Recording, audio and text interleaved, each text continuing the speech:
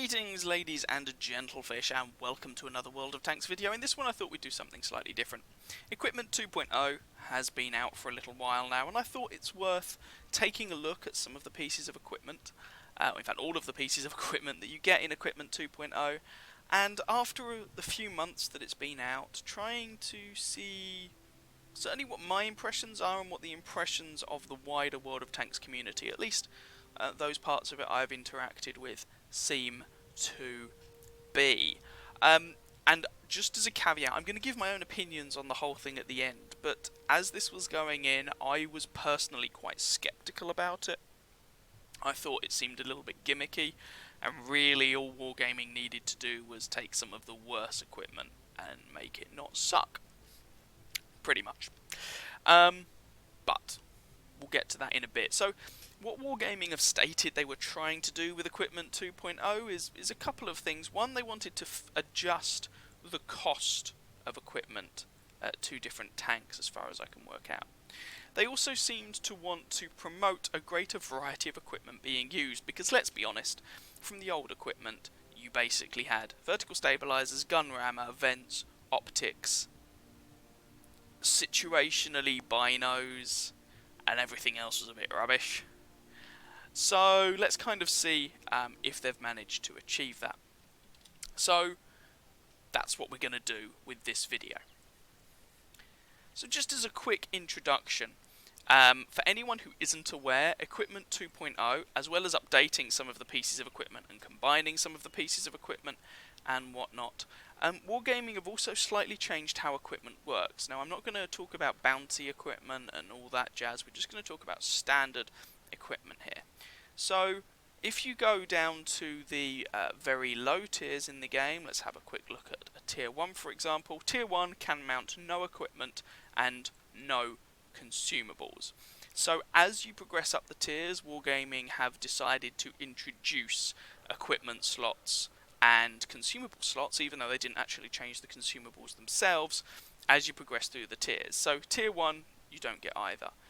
What about tier 2 then? Tier 2, well, you have one equipment slot and one consumable slot, so you can have one of each.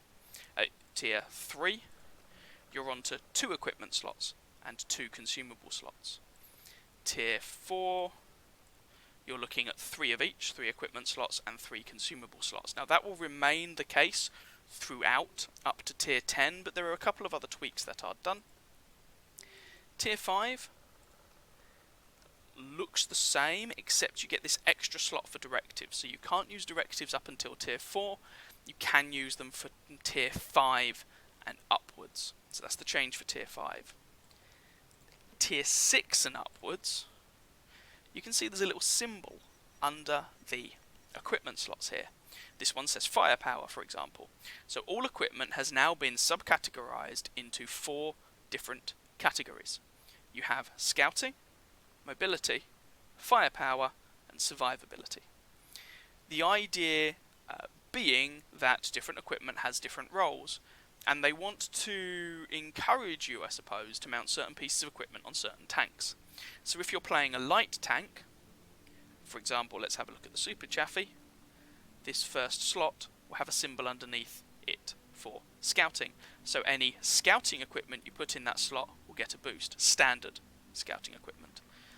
The boost is for mobility equipment, for medium tanks, survivability equipment for heavy tanks, and firepower equipment for tank destroyers and SPGs. So that's what that is about, and that remains the case all the way up to tier 10.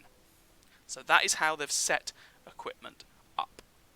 So now let's actually have a look at some of the equipment itself. So we're going to have a start looking at vents, and just before we actually look at the vents, I want to talk about the classes. It used to be that different classes of equipment could sometimes have different effects on different tiers of tank. That seems to have disappeared, and now the classes just indicate the tier of tank that that equipment can be mounted on, and the costs are different. But the actual effect of the equipment is the same. Also worth noting that contrary to what some people seem to believe, there are some people who seem to think that this was just a credit-based money grab from Wargaming. Because of the changes to the costs of equipment. A lot of people actually came out of Equipment 2.0 with more money, because often the equipment that got automatically demounted from their tank could be sold for more than the equipment the person would have to buy to replace it with, especially if you were doing it at a time when there was an equipment discount. So this is not universally true for everyone, mainly for a reason I'll come on to in a second, but it means that a lot of people actually made money out of Equipment 2.0. And the reason that some people may not have done is to do with complex equipment. It used to be that equipment was separated into complex and not complex equipment. Complex equipment was most equipment and you had to pay to demount it. Gold. Non-complex equipment, binos, toolkit, camo net, you could demount for free. So they could do the rounds from multiple tanks without costing you money. That has now gone. You would have to demount that equipment to mount it onto something else, or alternatively, just have a separate piece of equipment, let's say another set of binoculars for another tank. That can push the cost up a little bit for some people. It's worth bearing in mind. Essentially, all equipment is now complex equipment. But you can also get your hands on little tokens that will allow you to equip equipment without burning gold. Anyway, that's enough on that. Let's actually have a look at the equipment itself. So we're going to look at this category by category. So we're going to go through the classes, survivability, scouting, firepower and mobility. But we're going to start off here looking at vents, because vents is a little bit different. It can be used on any tank and it can give a bonus to any tank because it fits into every category: survivability, scouting, firepower and mobility. It's in all of them. And what it does is it increases your crew skills by 5%, or if it's in one of those slots, that first slot in your equipment, be it survivability, scouting, firepower or mobility, it doesn't matter, it will give you an extra 6%. Now I want to talk about this piece of equipment first, because it is against this which I think you have to compare the other equipment you come across. If this is boosting, and I'm not going to get into the maths of it, you can go and have a look at the Watt Wiki if you really want the exact formula for calculating crew skills and how that affects the parameters of your tank. But if this is boosting the crew skills of all of your crews, then that means it is also boosting, by a little bit, the view range, your reload, your aiming speed, your mobility and so on. It's boosting pretty much everything about the tank by a little bit. So if you've got another more specialised piece of equipment that boosts one parameter of your tank, a question I want to ask yourself is it worth having that extra boost to that one parameter compared to a smaller boost to lots of parameters? You'll see what I mean when we come on to some of the other pieces of equipment. But that's just a question I want you to bear in mind in the back of your head. If you're not sure what equipment you want to mount, vents is not a bad bet at all. Now there are some caveats here. It cannot be mounted on any tank with an open top. It has to be fully enclosed. The logic being that the whole point of this, if you think about it in terms of kind of the real world, is that this improves the ventilation in the tank, so it keeps your crew cooler, so your crew work more efficiently. If the tank is fully open topped anyway, they're as vented as they're going to get. It ain't going to make a difference. So that's the rationale.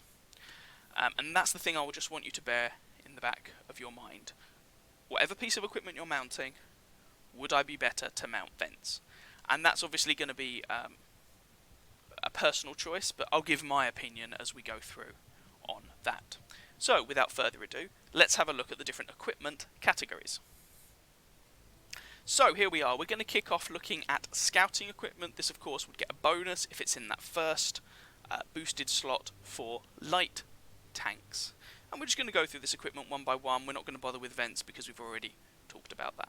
Kicking off with the improved radio set.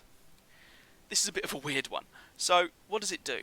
Well, it increases the duration an enemy vehicle is visible to you for by 1.5 seconds, or 2 seconds if it's boosted, and it reduces the duration your vehicle is visible by 1.5 seconds, or 2 seconds if it's boosted. Now this is one of the pieces of equipment that when I first looked at it I thought, oh, that could be quite useful. Why are people not talking about this more? But the more I thought about it, the worse it became, I suppose. Because you still only have 3 equipment slots. So what would you use this instead of? If I'm running a light tank, for example, I want something to boost my view range, most likely. Let's say I use optics. I'm not going to take this instead of optics. But optics, binos, vents all serve to boost your view range. So does the commander's vision. Well, it doesn't boost your view range, but we'll have a look at that in a second. But for the purposes of this discussion, I'm going to put the commander's vision system into that group. So there are multiple pieces of equipment that will allow you to spot an enemy tank sooner, and in practice, that will mean you spot a tank sooner, and likely you spot them for longer anyway. So they kind of managed to achieve this first effect to some degree anyway. And in terms of reducing the duration of time for which you're spotted, well, just use something that will give you a better camo rating, or just use bushes more effectively. And because the amount of time that you're spotted for is not a fixed number anyway, this isn't something you can play around. It's not as if you can go, well, normally you would be spotted for 7 seconds, but I'm going to be spotted only for 5.5 seconds, so if I count out 5.5 seconds, I can now reveal myself safely. No.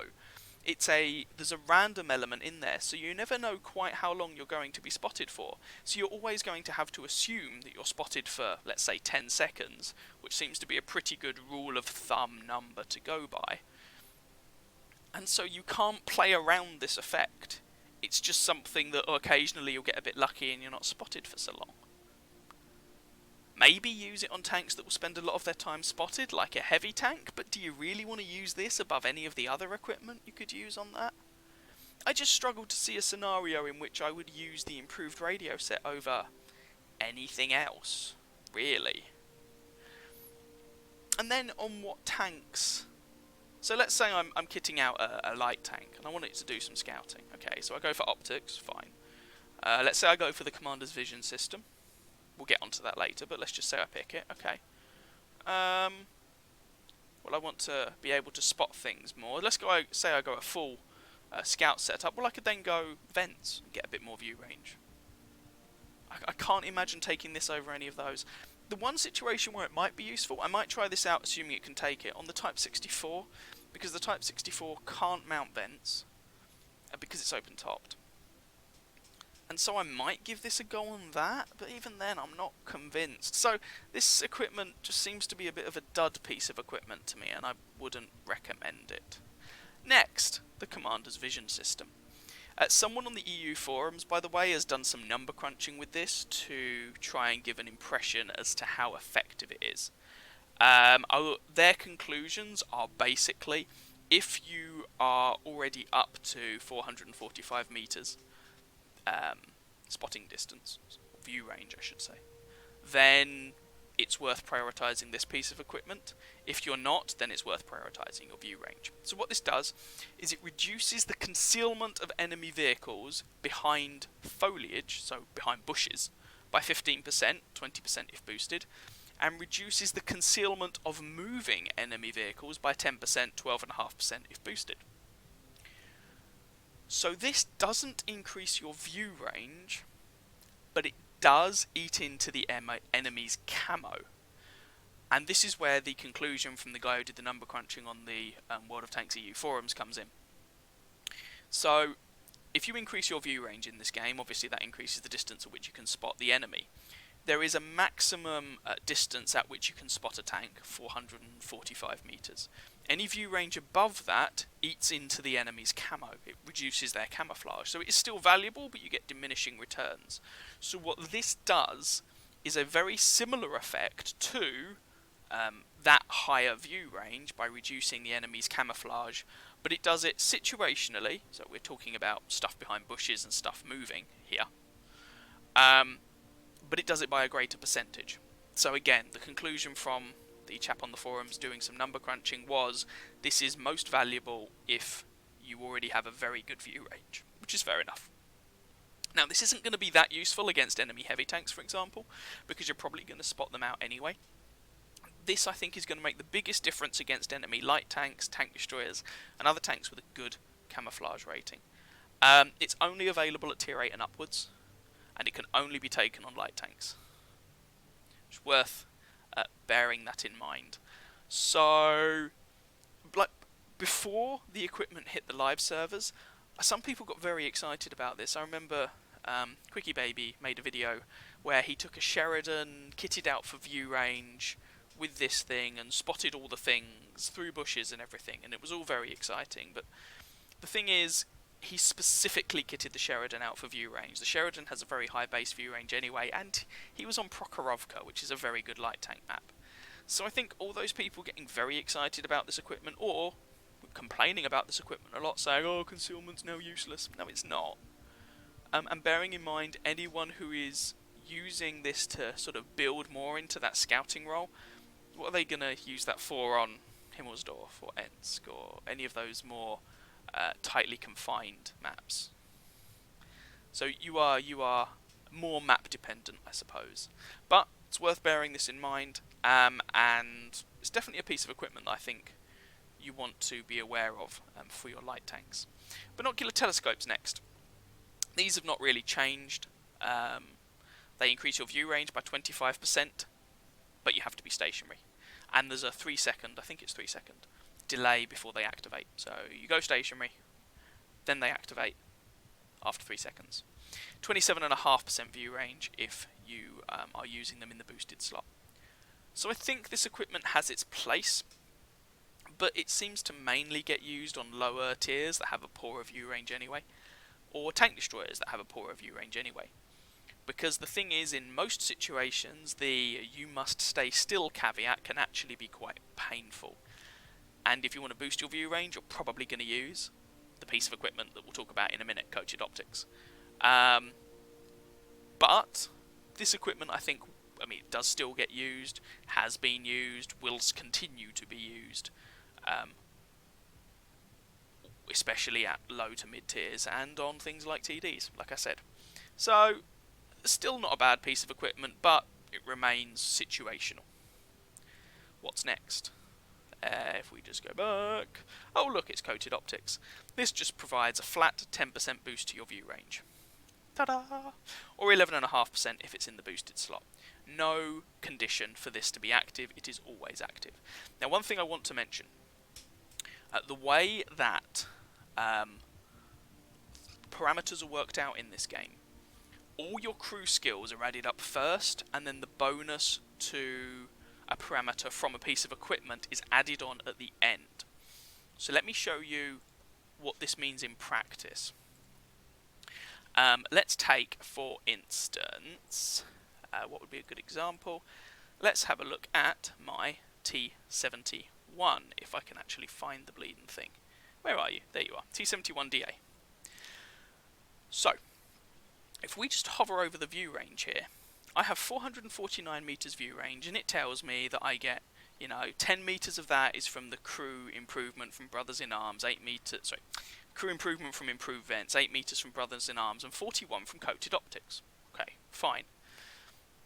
Coated optics in that slot will give you an extra 11.5% view range. Okay. If you run the numbers, and it's actually quite difficult to do from the client because the client rounds these numbers, but you can go through a bunch of different tanks, and if you run the numbers, you start noticing that the 10% view range discrepancy, increase from running coated optics, for example, doesn't always correspond to 10% of your base view range, and that's because the crew skills are added in first. So if you've got vents, or if you've got Brothers in Arms boosting your crew skills, that will boost your crew skills, which will boost your view range, and then the bonus, in this case from coated optics, will be to that already increased view range. I hope that makes sense. So coated optics is not necessarily just going to add on 10% to your base view range, because in this instance, for example, the base view range on the T71 is 390 meters. Coated optics is not in my scouting slot, so it should just give a 10% boost to my view range, so it should be increasing the view range by 39 meters, and it actually increases it by 41. So you squeeze out an extra couple of meters view range there. This does not just apply to view range, this applies to all equipment. Your crew skill bonuses are added in first, and then the equipment bonus is added in on top of that afterwards. Just something that's worth bearing in mind. So coated optics still remains a very good piece of kit here, in my humble opinion. and I would recommend using it on a lot of different tanks, not just light tanks. Camouflage Net. So this thing provides a, well, concealment boost to your tank, and the actual amount of concealment boost you get seems to be variable. However, you see it goes from 5 to 15% or up to 7.5 to 17.5% there. However, again, like binocular telescopes, it is conditional on the tank being stationary, and the camo net activates 3 seconds after the vehicle stops moving, which means the binos are 3 seconds as well. I might have said it was 5, I can't remember. Either way, this would give you a decent camo boost, but it's situational upon you being stationary. My opinion on this is not changed from equipment 1.0. I think this is quite situational. This is not a piece of equipment I would take as a general rule of thumb. I would rather boost my view range before I boost the camo. And as we'll get to in a moment, there's another piece of equipment you might want to take if you want to boost your camouflage that doesn't require you sitting still. The fact that you're sitting still makes me nervous of that. Speaking of which, low noise exhaust system. This provides a boost to your concealment, but there's no condition on you being stationary, but it's a smaller boost. So it's a little bit swings and roundabouts as to whether you want to use it. I think this piece of equipment is still highly situational. I've seen people use it to quite comical effect on something like an ELC even 90, you know, so that you've got amazing camo on that thing, or some of the Swedish tank destroyers. I'm not sure how useful that would be though. So from the scouting equipment, in my opinion, optics still remain very good. Binocular telescopes, situational. Commander's vision system, good but situational. The rest, kind of situational at best. So that's your scouting equipment. So now we're going to have a look at mobility equipment, and this is quite a short list. Remember, we've already looked at vents, so let's just discount that. Okay, we're going to start off with an improved rotation mechanism. Now this one's a bit funky because it turns up in 2 different categories. You can either have it as mobility, or it's also a firepower piece of equipment. Now what it does, okay, we need to be careful with this. So it gives you an extra 10% to your turret traverse speed. It gives you an extra 10% to your vehicle traverse speed, so your hull traverse, and it reduces the dispersion during vehicle movement and traverse on your gun. Now, we need to be careful here. If you can turn your turret faster and you can turn your hull faster, that will make your gun aiming reticule bloom out more. So if you were just sort of turning your tank, then the reduced dispersion from this thing is going to counteract the increased bloom from you turning your tank anyway. So you have to be very careful when you start thinking of this thing as, oh, it's just it's like a mini vertical stabilizer, because it's not quite. Now, if you were just moving your tank back and forwards, for example, you're not traversing side to side, then neither of these are relevant. They're not gonna, your gun bloom isn't going to get any bigger from traversing the hull, for example, because you're not. And then you will just get 10% reduction on your vehicle bloom values, on your dispersion. So situationally, this does behave like a mini vertical stabilizer, but it's situational, and in other cases the dispersion is just going to counteract the extra bloom from your traverse. It's also worth bearing in mind that if you put this into the specialised slot, be it firepower or mobility, that will boost the traverse speed, but it does not boost the reduced dispersion. Something that's worth bearing in mind. Now, when Equipment 2.0 first came out, this is one of the bits of kit that really caught my eye, and I thought, oh, this is really good. I can get a mini vertical stabilizer on all those low to mid tier tanks that can't use a vert stab, and I can get it on my tank destroyers and SPGs that can't use a vertical stabilizer, for example.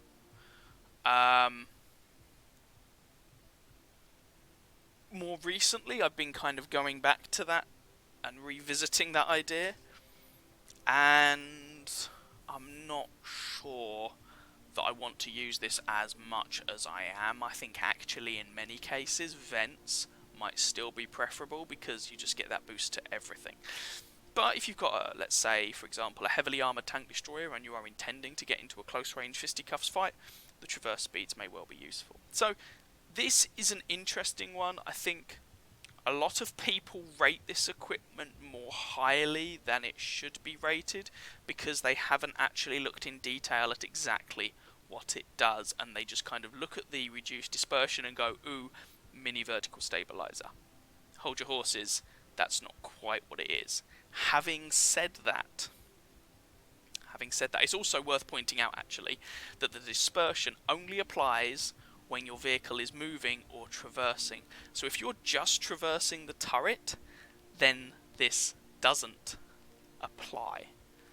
So, for example, if you've got a turreted tank destroyer, let's talk about the G-Saw because it's just come out. If you've got a turreted tank destroyer and you put this on, you're not going to get any improved dispersion values if you're just sat still and moving the turret. So worth bearing that in mind. I'm not saying this is a bad piece of equipment, I'm just saying I don't think it is as good as many people's first impression. That's all I'm getting at. Additional Grousers. This is one that I think has passed a lot of people by. So you get 15% bonus to your vehicle traverse speed, 20 if it's boosted, and 10% to maintaining speed, 15% if boosted. Basically, the maintaining speed bit, this thing improves your ground resistance values, essentially. And I think a lot of people gloss over that because of the turbocharger that we're going to look at in a moment, because this doesn't increase the horsepower of your engine, but it does increase your ground resistance values. So this thing could actually be quite useful, I think, on vehicles that have poor ground resistance values to start with. I haven't really tested it out very thoroughly, but I think that's something that's worth bearing in mind.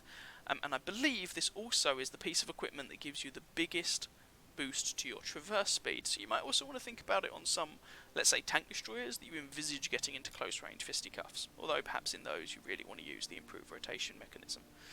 But just something that's worth bearing in mind there, I think. People gloss over this, and I don't think that's entirely fair. Last but by no means least, of course, we have the turbo. This is one that's really caught a lot of people's eye. So we've got 7.5% boost to your engine power, 4 kilometers an hour boost to your forward speed, 2 kilometers an hour boost to your reverse speed, and those numbers are 10%, 5 kilometers an hour, and 3 kilometers an hour, respectively, if boosted. Now, this thing, in some degree, is self-limiting because, generally speaking, if a machine has a powerful engine, a high horsepower to done ratio, it also has quite high speed. So what you generally find is if you use this on a tank that's already fast to begin with, the percentage increase to the engine will do more, but the changes to your speed will be less noticeable, whereas if you use this on a slow tank, the changes to your speed will be more noticeable, the engine power perhaps not so much. But what's really interesting about this is it does work on Swedish tank destroyers in siege mode. So you could be like almost doubling your top speed in siege mode on your Swedish TDs, so I do strongly recommend this for them. And I think this has kind of given a bit of a boost to some of those slower tanks out there, perhaps slightly paradoxically, because if you're driving around in a TOG, for example, and your top speed was 14 kilometers an hour, going from 14 to 18, that's quite a big percentage jump. That actually, you notice that actually feels better. Whereas if you were buzzing around in something that can already do 70 kilometers an hour, 70 to 74, this is another piece of equipment that I think has caught a lot of people's attention, and there are some community contributors who are just slapping this on everything, but a little bit of caution, because in some situations you might actually find the additional Grousers are better, because they improve your ground resistance values and this does not. So I think pay close attention when you're working out what you want to mount on your tank in this case. By the way, the mobility equipment is quite a limited selection. I'll give my thoughts on that in a moment. One thing I do think it worth mentioning at this point, that I think people often gloss over, is that any piece of equipment that explicitly states it will increase your vehicle's traverse speed, like for example the improved rotation mechanism, for instance, will improve your vehicle's traverse speed, obviously. Duh.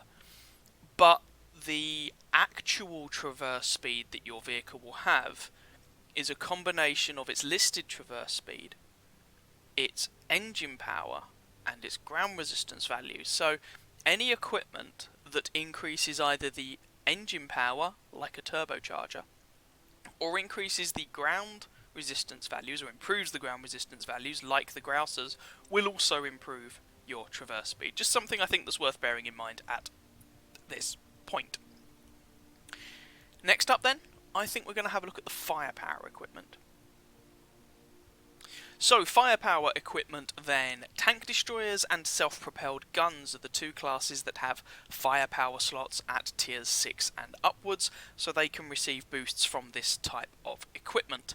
I'm not going to talk about improved vents or the improved rotation mechanism here, because I've already mentioned those in other sections. So that leaves us with 4 pieces of equipment to consider, 3 of which have existed in the game for a while, and 1 of which is completely new. So let's kick off proceedings by looking at the enhanced gun laying drive. This is a piece of equipment that has been in the game for a while, and it improves your aim time, your aiming speed, by 10% or 11.5% in the buffed slot, if it's in a firepower slot.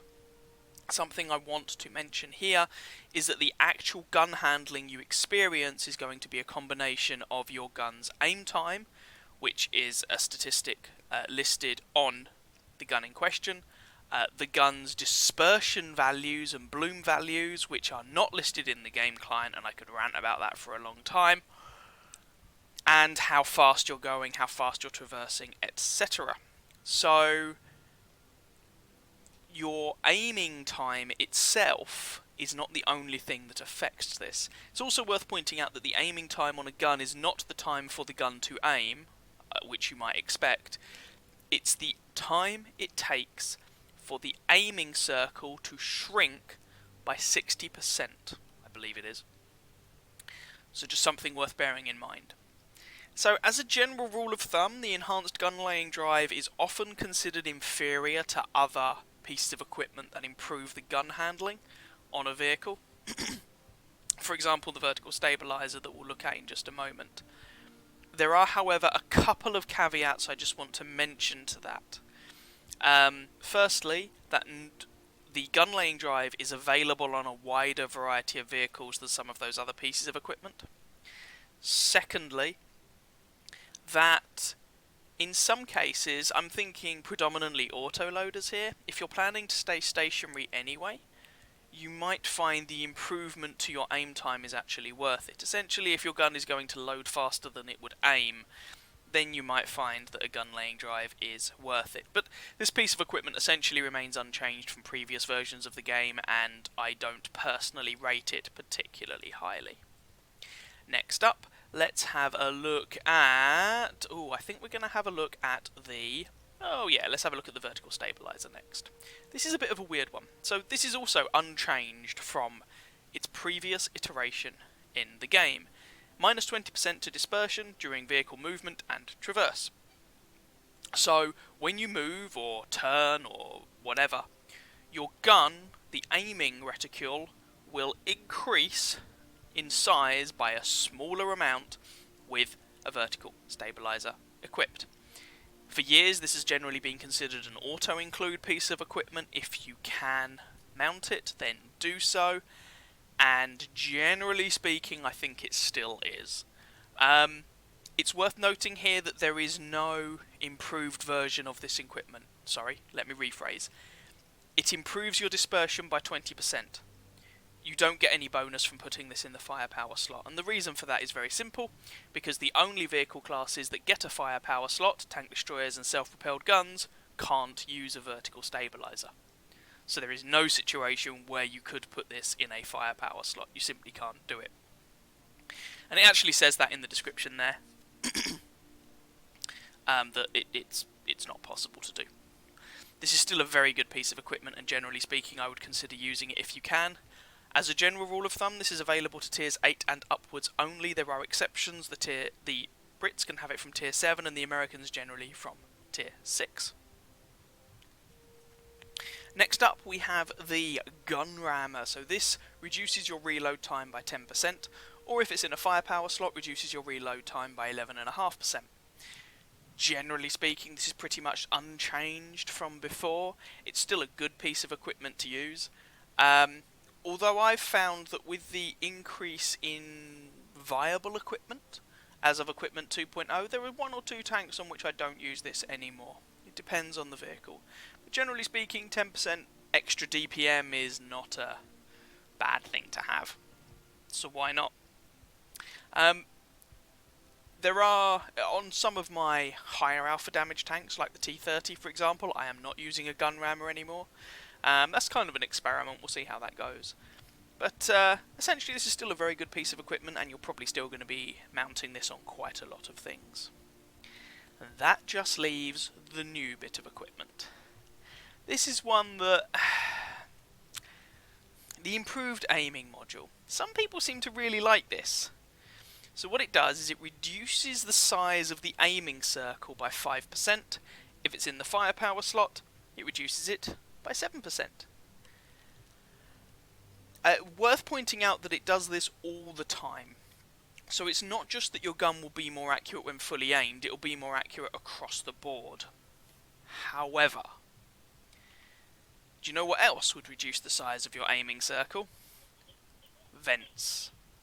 And so the question you might want to ask yourself is 5% improvement on the size of my aiming circle better than 2.5% improvement on the size of my aiming circle, assuming we're not in the firepower slot in each case, plus a 2.5% improvement on everything else?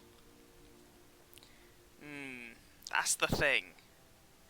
Now, of course, you could use both vents and an improved aiming improved aiming device, and this is where perhaps I can see some mileage in the thing. Maybe some tank destroyers taking this plus vents plus something else, maybe a gun rammer, and making a sniper-y build. But then I just think without things like optics, you're so team dependent. I'm not really sure I would want to do it. So yeah, I'm not convinced by the improved aiming module, but, you know, by all means make your own decisions about it.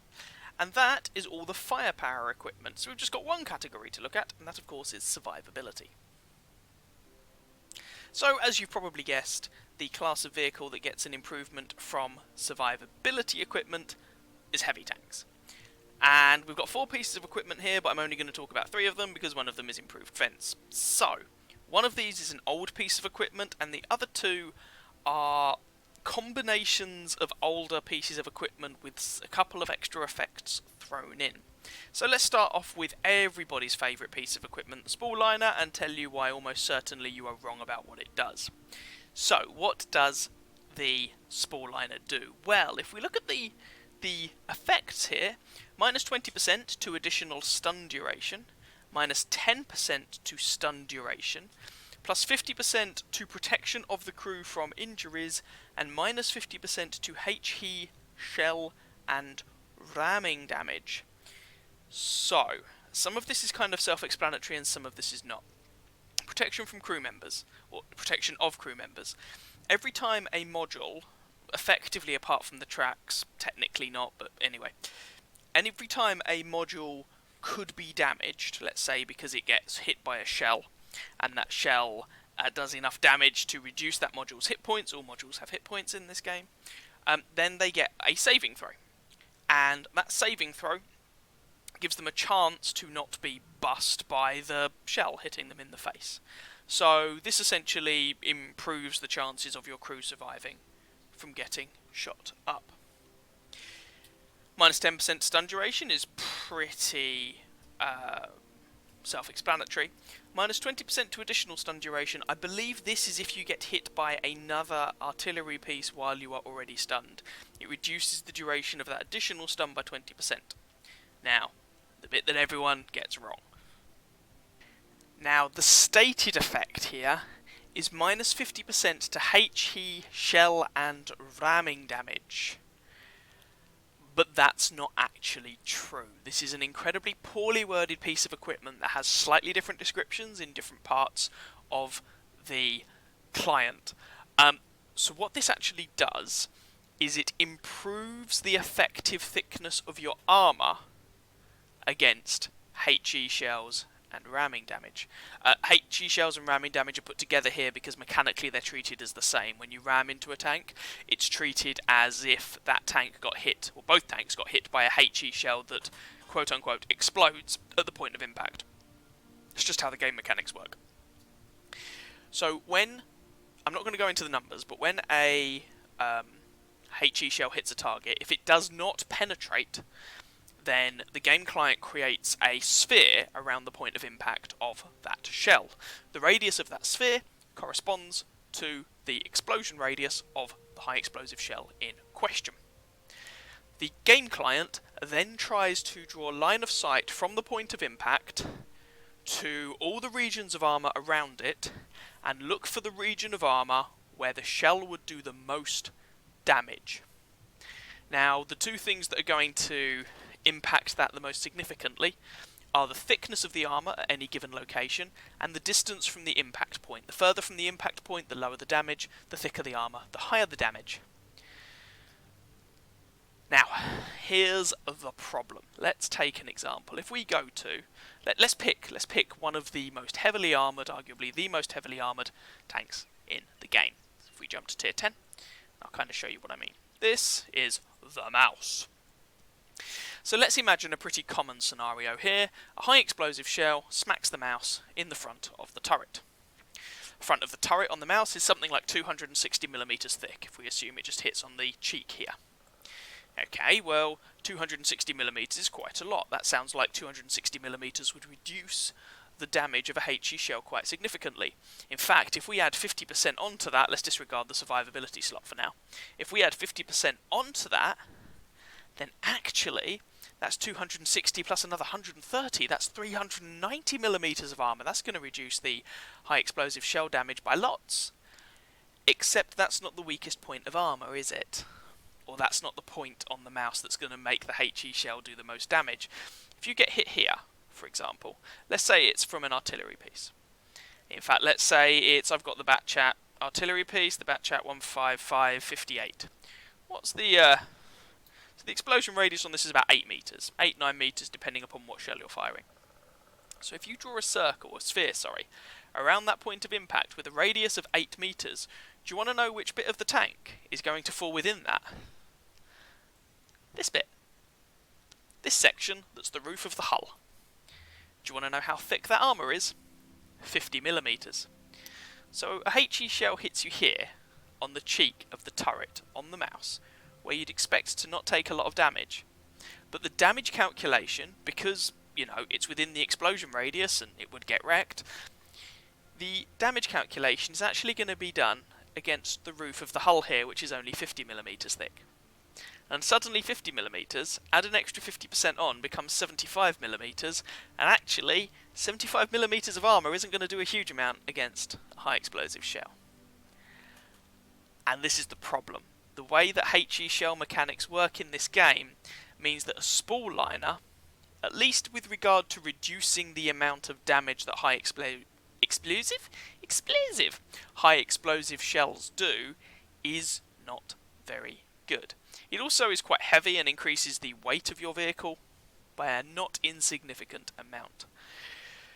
What this means is that, to my mind, if you want to take a spool liner to reduce the stun duration, fair enough. If you want to take it to improve the protection of your crew, that's fair enough. But they're both kind of situational. If you're taking it to reduce the amount of damage from a HE shell, think again. There's another piece of equipment I would recommend for that instead. The spool liner, I'm afraid, is still, in my opinion, not very good. So what else have we got in survivability? Well, let's have a look at modified configuration. This is an interesting one. So this gets a an additional effect as well as the different bits that it does. So what does it actually do? So it gives you a 25% improvement to your repair speed, or 35% if it's in a survivability slot. It improves your ammo rack durability by 100%, and your fuel tank durability, and your engine durability, so it makes those modules much less likely to get knocked out. It decreases the penalty for having a damaged ammo rack or a damaged engine. So if you have a damaged engine, you'd be more mobile with this than if you didn't have it, and likewise if you have a damaged ammo rack, ditto applies. And it significantly reduces the chance of an engine fire. On top of that, it prevents, and this is the first, it prevents the first fuel tank fire, ammo rack explosion, or destruction of your engine. I'm actually pondering using this thing on something like the FV215B, not 183, although maybe that as well. It's a heavy tank that is particularly susceptible to fuel tank, engine and ammo rack damage, so it seems like a pretty obvious fit. It's an interesting choice, perhaps, but I think probably realistically quite situational. And the last piece of equipment is, of course, improved hardening, he. So, what does improved hardening do? This increases the hit points of your vehicle by 8%, 10% if it's in the survivability slot. Increases the suspension durability by 50% and 65% respectively. Increases the suspension repair speed by 15% and 20% respectively. And increases the load capacity of your suspension by 10% and 10% respectively. And also, it has a bonus effect that when your suspension, so tracks, get repaired, it completely restores their hit points. So normally, if your crew repair your suspension, they are left on yellow, basically they're left on one hit point, the next hit they take will take them out again and you have to repair them again, etc. This means that instead of that being the case, your suspension is restored to full hit points. Now, this one is an interesting piece of kit. I think the draw for a lot of people is, ooh, more hit points for my tank, and you can see here I've got this thing mounted on the mighty mouse, because the mouse has the most hit points of any tank in the game, and why wouldn't you want an extra 10% of your 3,000 hit points so that you can have 3,300 hit points. I also have this on the TOG, because for a tier 6 that has a hilarious amount of health, but there's another option that occurs to me. If you were to take something like a T95 or a T110E3, something with really good frontal armour that's a little bit sluggish, and that people will try and track and get around, I think you could probably do something a little bit filthy. So let's have a look again and see what you might be able to do. And let's see if what I'm thinking might work. So, let's say it was a T95, for example. Mighty Doom Turtle. Let's say first, so the T95 is a tank destroyer, it gets a firepower slot, but for this build we're not going to use the firepower slot.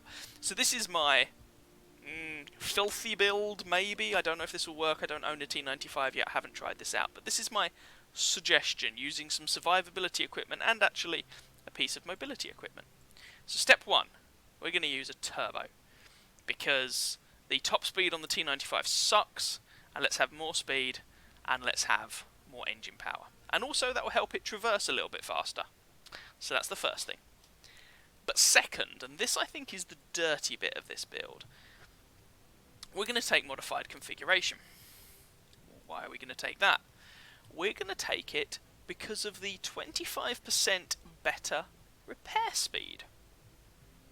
Okay, so we've got 25% improvement on repair speed. I'm less worried about the other things, but sure, they're good enough as well. Let's run with it. So 25% buff to our repair speed. Then we're going to look at improved hardening. So that's going to increase our hit points, but it's also going to increase our suspension repair speed by 15%. 25 plus 15 is 40% improvement to our suspension repair speed. Can you see where this is going yet? 40% improvement to our suspension repair speed. And also, if they try and track us and they do take the tracks off, when the tracks come back, they're at full health, so it'll probably take multiple hits to take them off again. Can we do better than that? I think actually we can.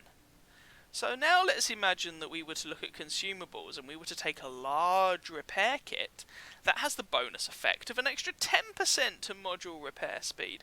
So suddenly we have a 50% improvement to our suspension repair speed. Good luck tracking us. And when the tracks get repaired by our crew, they come back on full health. I'm starting to think that could be, plus a turbo, a little bit of a filthy build for sort of an implacable Doom Turtle. Anyway, just a thought. I haven't tried it yet. If you wish to give it a go and let me know if it's alright, feel free to do so. I think that could be quite funny. Just a thought. Anyway, there are all the different bits of kit that Equipment 2.0 brings. And I'm just going to throw my thoughts about it here. So firstly, I was initially quite sceptical about Equipment 2.0. I thought it was a bit gimmicky. I thought all wargaming really needed to do was rebalance the equipment so that some of it didn't suck and there wasn't just auto-include equipment. And whilst I think the equipment could have been done better, I don't think it's actually been done bad. It's certainly encouraged me to try out some different kit on tanks, like my mouse here's got improved hardening, vert stab, sure. And then an improved rotation mechanism that I'm actually thinking of swapping out for something else. Probably either a turbo, or vents, or optics. Thinking about it. But anyway, point is, it's encouraged a variety of different equipment being used, which is kind of the point. So, cool. I think that's quite good. I think there's the option for some interesting builds out there and some more variety. However, I don't think every class has benefited from this equally. I think tank destroyers and SPGs, especially with the improved rotation mechanism, have actually received a nice number of options here. I think light tanks have also received quite a nice number of options. A lot of the survivability equipment I think is quite situational, as a general rule of thumb. And with the mobility equipment, like, I can't help but feel... Okay, so here's my pattern, for example. I have a reasonably respectable crew on my pattern. I have 460 meters view range on my pattern without coated optics, and that is by no means the best you could get on this tank, certainly not. But I'm pondering whether or not I could take out vertical stabilizer, because the pattern has very good gun handling anyway, or maybe vents, and replace it with a turbo. And I would still have a really good view range. But here's the thing. Could I do that on a medium tank that didn't have as good a crew? Or let's imagine that we're down at tier 8 instead of tier 10. Let's imagine that instead of something with 420 base view range, we're looking at something like, I don't know, the Object 416, for example. This thing does not have 420 base view range. In fact, this thing has about 380, I think it is. So, 380 base view range. I'm going to struggle to get lots of view range without using coated optics. Unless I burn lots of credits on a food consumable. And I can throw a directive on and things like that. So what I'm getting at is it almost feels like the equipment choices are encouraging people to spend credits and whatnot on food consumables and things like that, which is a bit cheeky from wargaming, I think, but also if you're a newer player, I think that's going to be quite difficult to achieve.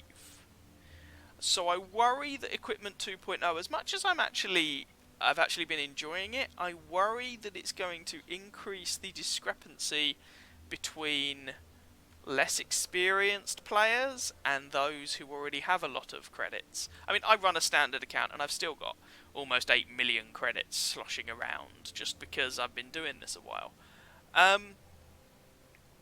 Yeah, I just worry that it's going to increase that disparity, and I'm not sure that's something we want. I also think overall perhaps medium tanks and heavy tanks have got a slightly worse deal than lights, TDs and SPGs.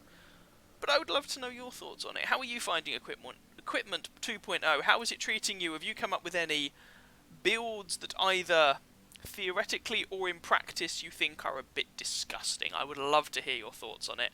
I think it would be interesting if we could share some knowledge, pool some knowledge, and then get irritated when we've given an idea to someone who ends up being on the other team. Yeah, I know how it works. Anyway, I hope you guys enjoyed that video, possibly even found it vaguely informative. If you did, by all means feel free to catch some of my other videos and or subscribe to my channel and or visit Patreon. Links in the description, along with a link to Discord, and I hope you have fun doing whatever it is you guys do in your spare time.